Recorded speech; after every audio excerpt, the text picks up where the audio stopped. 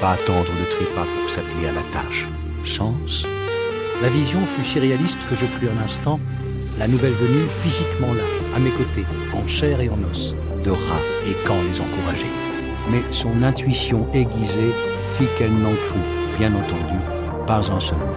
Un lâcher-prise vital et libérateur que ma mère se débrouillait même pour rendre ludique quand elle invitait ses amis proches à tester mes récentes prouesses. En me positionnant sur un individu, pour chaque cas que l'on me présentait, en plein dans le mille, m'avait répondu de top. Il n'y avait plus aucun doute là-dessus. Restait à savoir si ma croissance était terminée ou si elle se poursuivrait. Il m'apparut ensuite assis sur un fauteuil roulant, sauvé là, son sang et ses urines envoyés au laboratoire d'analyse médicale, ou dans la chambre noire, face au bain révélateur et au bac de fixation. Autant d'hésitations m'étourdissaient. Mon corps ployé sous la masse d'informations à intégrer et sous les conséquences qui en découleraient. Une plaque cartonnée au sujet d'un film que vous aviez produit et que vous n'arrivez pas à récupérer. Il y a une bague là-bas, en Algérie, qui m'a appartenu.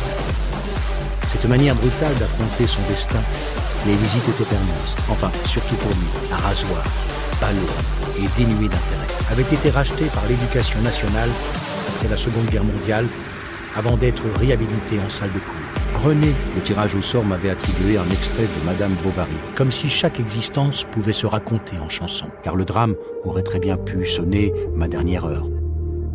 Puis j'ai voulu savoir s'il y avait une logique derrière tout cela, qu'on les retravaille avec les techniques actuelles. Une semaine plus tard, mon ami m'apprit que Joël tire des traits, reprend la calligraphie. C'est comme lancer un caillou dans un lac. Comment se reconnecter avec la réalité après ça et écouter leur verdict? Personne, à part leur famille, ne savait. Lorsque je renouais avec les feux de camp et les adolescents turbulents, je quittais le département du Var pour celui de l'Essonne, promis à un destin sans pareil.